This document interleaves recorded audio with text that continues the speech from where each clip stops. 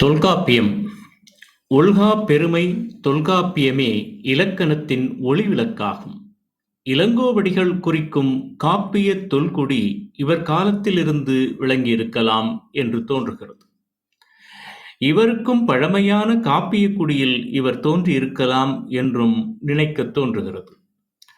ஜமதக்னியின் மகன் திறன தூமாக்கினி இவர் என நச்சினார்க்கினியர் கூறுவர்.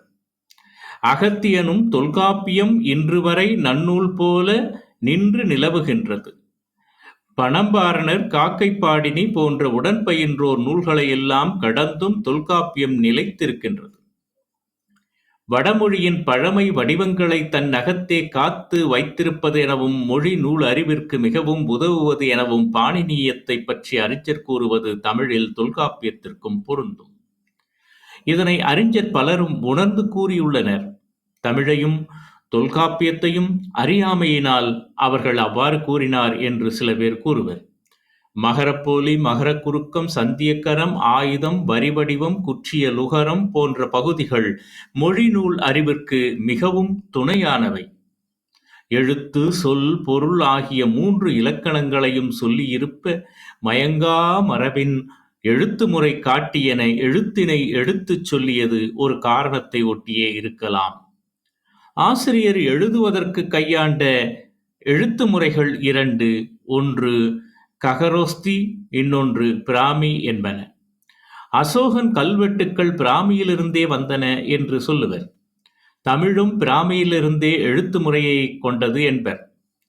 இந்தியாவில் எழுத்து முறை கிமு 8ஆம் நூற்றாண்டிலோ 5ஆம் நூற்றாண்டிலோ வழக்கில் வந்ததென வரலாற்று அறிஞர்கள் கூறுவர்.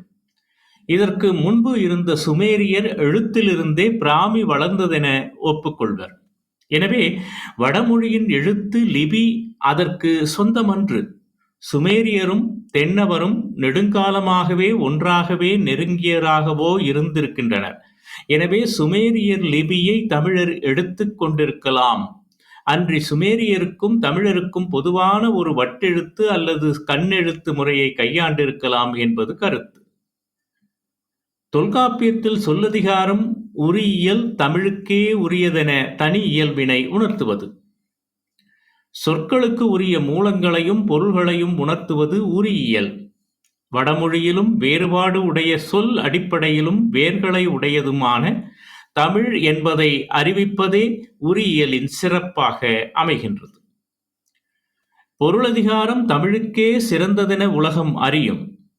பொருளதிகாரத்தை மீட்டுத்தரவே இறைவனை இடையிற் தோன்றி வந்திருக்கின்றான். தமிழில் பௌத்தமும் சமணமும் பரவி வந்த காலத்திலும் இந்த உலகியலை மறவாதது தமிழகம். அறமெனப் பொருளையும் இன்பத்தையும் அது புறக்கணிக்கவில்லை எனக் காட்டுவதே பொருளதிகாரம். பொருளில்லாருக்கு இவ்வுலகம் இல்லை என உணர்ந்தோர் தமிழர். பொருளியலில் பாலைப் பிரிவு அதனை வற்புறுத்தும்.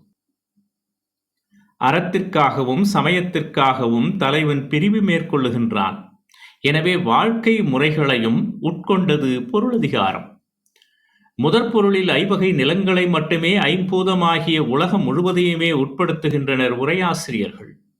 எனவே வாழ்க்கை முழுவதற்கும் உரிய பயனாக இலக்கணங்களையே தந்ததுதான் தொல்காப்பியம் என்பது உரையாசிரியர்களுடைய துணிந்த முடிவு. தொல்காப்பியத்தின் பழைய சொல்லமைப்பும் அது கிறிஸ்துவத்திற்கு முற்பட்டதென்ற கருத்தினை மாற்ற வல்லனவாக இருக்கின்றன. சகரக்கிளவி அ ஐயுடன் மொழி முதலில் வருவது இல்லை. கடைச்சங்க நூல்களில் சமம், சந்து, சவட்டி போன்றன வந்துள்ளன. ஞகரம் அ ஏ ஓ 3ஓடு மட்டுமே முதலில் வரும். யகரம் ஆவோடு அல்லது முதலாகா என்பதற்கு மாறாக பிற்காலத்தில் யவனர் என்கின்ற சொல் வழங்கப்பட்டுள்ளது. பிற்காலத்ததான கோடி எனும் வழக்கு தொல்காப்பியத்தில் இல்லை. கள், அன், மார் முதலிய விகுதிகள் பிற்காலத்தில் தொல்காப்பிய விதிக்கு மாறுபட்டு இருக்கின்றன. அதோழி, இதோழி முதலிய வழக்குகள் பிற்காலத்தே வீழ்ந்துவிட்டன என்றே சொல்லலாம். ஆம் என்பதற்கு அவ் என்னும் வழக்கும் வீழ்ந்தது. அவ்வு என்பது தெலுங்கு மரபு. எனவே தொல்காப்பியர் காலத்தே இது திராவிட பொதுச் சொல்லாக வழங்கியுள்ளது. வருணன், இந்திரன் ஆகியோர் கடைச்சங்க காலத்தே காணப்பெற இல்லை. தொல்காப்பியத்தில் அவை திணை முதன்மை அகப்பாடல்களில் பெற்றுள்ளன. மகரப்போலி, மகரம் நகரமாதல் 9 என வரையறுத்து ஓர் எண்ணிக்கையை கொடுக்கிறார். இவ்வாறு பல வகைப்பட்ட மரபுகளில் தொல்காப்பியம் கடைச்சங்க காலம், அதனினும் பிற்பட்ட காலம் ஆகியவற்றிற்கு தெளிவாக வேறுபட்ட காலத்தது என்று உணர்த்தலாம். தொல்காப்பியம் 9 வீதம் இயல்களை உடையது. 3 அதிகாரங்களும் 9 இயல்களாக 1602 நூற்பாக்களை உடையதாகும். எழுத்ததிகாரத்தில் எழுத்தொலிகள், சொல்லொலிகள், எழுத்துப் பிறப்பு, எழுத்துச் சேர்க்கை ஆகியவற்றை பற்றி கூறப்பட்டுள்ளது. தொல்காப்பியர் தம் திறமையும் பழமையும் இந்த அதிகாரத்தில் வெளிப்படுத்துகிறது. இவர் எழுத்துப் புள்ளிகள், போலி எழுத்துக்கள் ஆகியவற்றை பற்றி கூறுவது மிக நுட்பமுடையதாகும். இசையோடு சிவனிய நரம்பின் மறைய என தமிழுக்கும் ஒரு நரம்பின் மறை இருக்கலாம் என வடமொழி அறிவை உணர்ந்து இலக்கணம் கூறுகின்றார். அந்தணர் மறைத்தே அகுதிவன் நுவலாது எழுத்து புறந்திசைக்கும் அளவு நுவன்றிசின் என தமிழர் தனித்தன்மையை தாம் எடுத்து பேசுவதனை குறிப்பிடுகின்றார். ஓரெழுத்து ஒரு மொழி, ஈரெழுத்து ஒரு மொழி, இரண்டிறந்து இசைக்கும் தொடர்மொழி என்பது தமிழ் வழக்கே என உரையாசிரியர்கள் எடுத்து காட்டியுள்ளனர். தமிழ் என்ற சொல்லையே தொல்காப்பியர் குறிப்பிடுகின்றார். சொல்லதிகாரத்தில் கிளவியாக்கம், வேற்றுமைகள், நால்வகை சொற்கள் ஆகியவை பேசப்படுகின்றன. சொற்கள் தனித்தனியாக நினைக்கப்படுவது இல்லை, தொடர்களாகவே நினைக்கப்படுகின்றன. எனவேதான் சொல்லாக்கம் என்பது கிளவியாக்கம் என பெயர் பெற்றது. பெயர், வினை என்ற இருவகை சொற்களையே தொல்காப்பியர் ஏற்றுக்கொள்கின்றார்.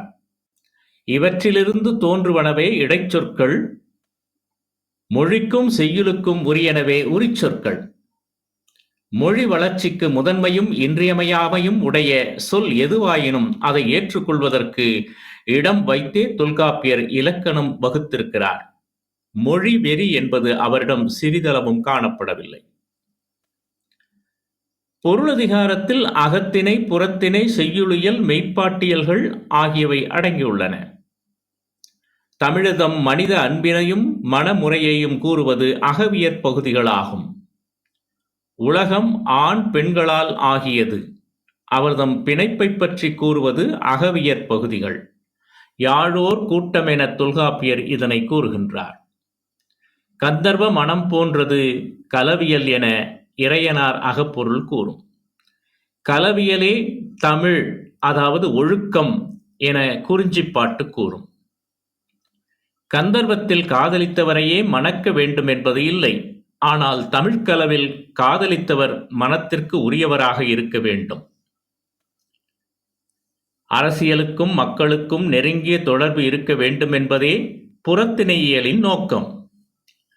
வீரமும் தியாகமும் உழைப்பும் கொடையும் இன்றியமையாததெனவென்பதே புறத்திணை உணர்த்தும் குறிக்கோள். போரில் மட்டுமின்றி வாழ்க்கையில் வெற்றி அடைவதே வாகை என வாகைத்திணை உணர்த்தும். மன தூய்மையும் இல்லறத்தோடு கூடிய துற உள்ளமும் கூட அகத்திணை உணர்த்தும் உண்மைகளாகும். இயல்கள் உயர்ந்த நூல்களையும் பாடல்களையும் ஆக்குமுறைகளை கூறுவன. தொல்காப்பியத்தில் கூறப்பட்ட ஓமையியலே இன்றைய அணி இலக்கணங்களாக விரிவடைந்து உள்ளது.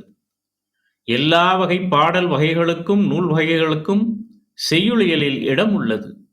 இவ்வியலை கொண்டு அக்கால தமிழ் இலக்கிய வளத்தை அறிந்து கொள்ளலாம்.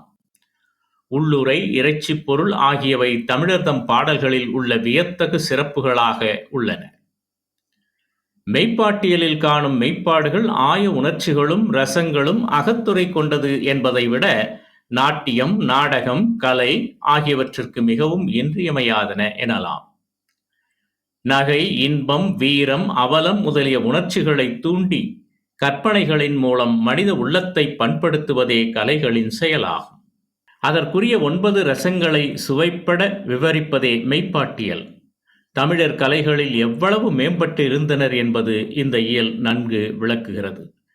ஆக தொல்காப்பியம் என்பது மிக பழமையான ஒன்று, பழமையான இலக்கண நூல் என்பதை இதன் மூலம் நாம் அறிந்து கொள்ளலாம்.